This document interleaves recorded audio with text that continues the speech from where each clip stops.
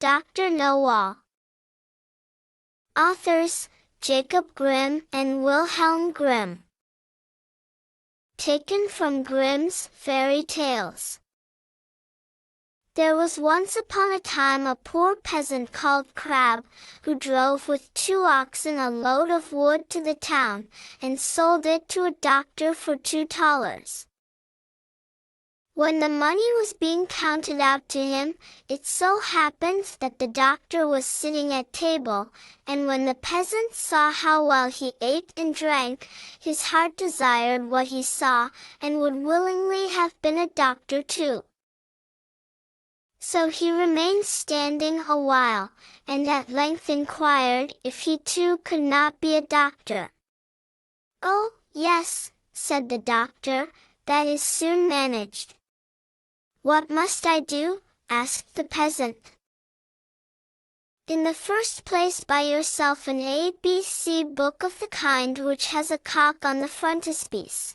In the second, turn your cart and your 2 oxen into money, and get yourself some clothes, and whatsoever else pertains to medicine. Thirdly, have a sign painted for yourself with the words, 'I am Dr. Knowall,' and have that nailed up above your house door." The peasant did everything that he had been told to do. When he had doctored people a while, but not long, a rich and great lord had some money stolen. Then he was told about Dr. Knowall, who lived in such and such a village, and must know what had become of the money. So the lord had the horses harnessed to his carriage, drove out to the village, and asked Crab if he were Dr. Knowall. Yes, he was, he said. Then he was to go with him and bring back the stolen money. "Oh, yes, but Greta, my wife, must go too." The lord was willing, and let both of them have a seat in the carriage, and they all drove away together. When they came to the nobleman's castle, the table was spread, and Crab was told to sit down and eat. "Yes, but my wife, Greta, too," said he, and he seated himself with her at the table. And when the first servant came with a dish of delicate fare, the peasant nudged his wife, and said, "Greta, that was the first," meaning that was the servant who brought the first dish. The servant, however, thought he intended by that to say, "That is the first thief," and as he actually was so, he was terrified, and said to his comrade outside, "The doctor knows all, we shall fare ill, he said I was the first." The second did not want to go in at all, but was forced. So when he went in with his dish, the peasant nudged his wife, and said, "Greta, that is the second." This servant was equally alarmed, and he got out as fast as he could. The third fared no better, for the peasant again said, "Greta, that is the third." The fourth had to carry in a dish that was covered, and the lord told the doctor that he was to show his skill, and guess what was beneath the cover. Actually, there were crabs.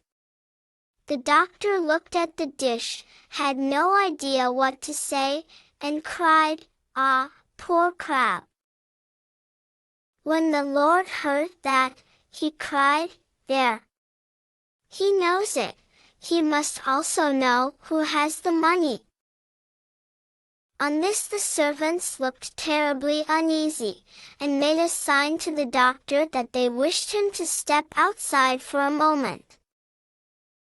When therefore he went out, all 4 of them confessed to him that they had stolen the money, and said that they would willingly restore it, and give him a heavy sum into the bargain, if he would not denounce them, for if he did they would be hanged.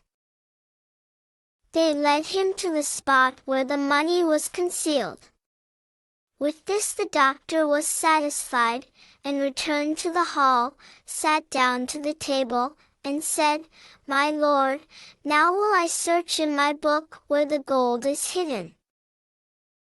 The fifth servant, however, crept into the stove to hear if the doctor knew still more. But the doctor sat still and opened his ABC book, turned the pages backwards and forwards, and looked for the cock. As he could not find it immediately, he said, "I know you are there, so you had better come out." Then the fellow in the stove thought that the doctor meant him, and full of terror, sprang out, crying, "That man knows everything." Then Dr. Knowall showed the Lord where the money was, but did not say who had stolen it, and received from both sides much money in reward, and became a renowned man.